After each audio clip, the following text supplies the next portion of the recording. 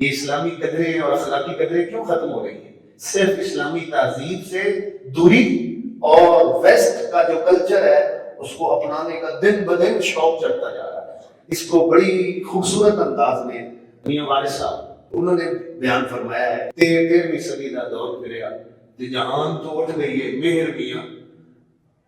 رنڈی رنگ دا پتر دلیر بنیا گلا بڑے پیش کرتا ہے ڈھیر میاں دھیاں ماپے کو منہ پر منگن رنا مردہ تو گئیاں وہر میاں وارث شاہ ان دور میں گدرا دے نیمی پاک کے لگ دے شیر میاں گدڑ شیر بن گئے اور جو واقعی شیر ہیں وہ اپنی عزت بچانے کے لیے چپ چاپ اور خاموش زندگی گزار رہے ہیں، وہ ہمیں کاٹ کے کھا رہے ہیں، حکمران ہمیں لوٹ رہے ہیں، وہ ظالم ہیں، وہ فلاں ہیں۔ جب رعایا کے لوگ ایک دوسرے کا لقمہ چھینتے ہیں، جو کسی کے منہ میں لقمہ جانا تھا اس کا رزق تھا، اس کی روٹی تھی، وہ میں نے چھین لیا، تو پھر اللہ حاکم ایسے مسلط کرتا ہے جو لوگوں کی زندگیاں کھا جاتے ہیں۔